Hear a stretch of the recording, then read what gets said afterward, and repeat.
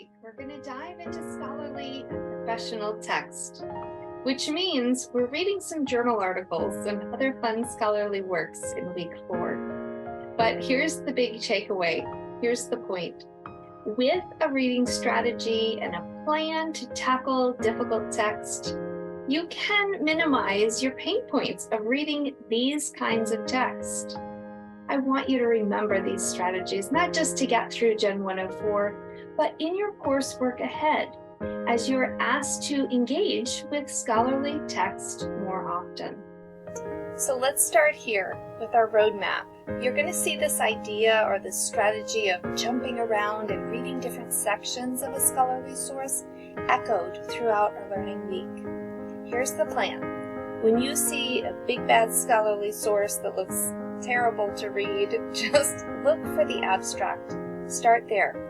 Read just the abstract and ask yourself, do I need to read more after you've completed the abstract? If you're using this source for your own research, you may say yes, you may say no, depending on how it meets your informational need. But if you're required to read the source, you will need to push on to the next section in our roadmap, which is the conclusion. So proceed to the conclusion, read the conclusion fully, and realize this is going to offer you a great summary of what the paper, what the findings are all about. The key ideas that you need to wrap your head around are going to be found in the conclusion. You're going to pick up the small details as you read the other sections, but get the gist, get the big idea first. Finally, check out that introduction.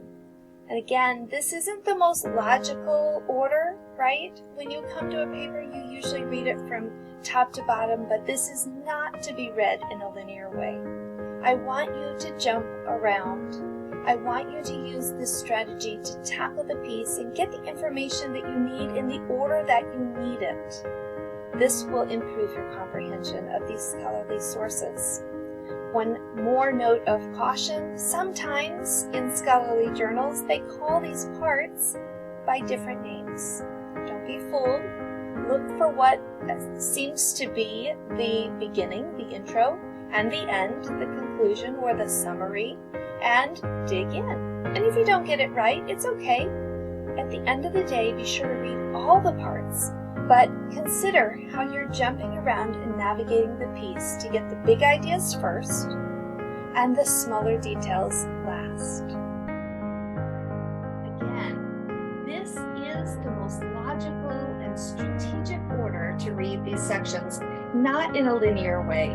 Remember, abstract, conclusion, intro, and then everything else.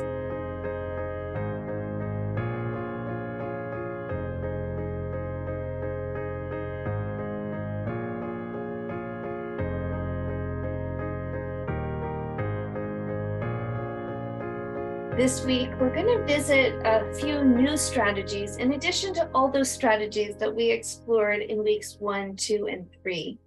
I want to urge you, however, to consider something new this week. Choose a new strategy to try on for size. I also want to urge you to remember the importance of using APA 7 formatting in your work product, specifically using APA in-text citations and final references.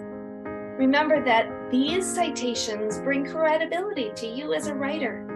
They help you to merge and make connections, but most importantly, they really help to maintain academic integrity because you're connecting to, you're borrowing, you're working off of somebody else's thoughts and writing, and you owe them the respect and the credit to cite their work properly in your reply. Remember the importance of maintaining academic integrity as we learned in GEN103, and utilize the tools that you've learned in your own replies. It only takes an extra second to do this. I should see in-text citations in your writing and full final references for every in-text citation you include. Please consider doing this and consider digging deeper into those citations themselves. As you explore a scholarly source, look to the end of the article and find those reference lists in the scholarly pieces. References can really give us some great background knowledge. It can allow us to explore the topic further. Remember that if you're the writer, you're the researcher, this is really useful. You've got a whole list of next sources to explore and maybe use in your own work. As a reader, you can use those citations and those links to dig deeper and gain a deeper understanding of the topics. I urge you to consider referencing and citation in a new light as we jump into our Week 4 discussion forums. Additionally, in the Week 4 discussion forums, I want to urge you to review this reading strategy video that is shared both in this overview announcement and in the forum itself. There are some great reading strategies that specifically apply to reading a scholarly text. Don't forget that strategies can make all the difference, even if they're simple and small steps that you're taking as you read. Consider strategies such as multiple engagement, using key term concepts, taking notes, using an interlocutor, and summarizing your text. All of these strategies are covered in this video.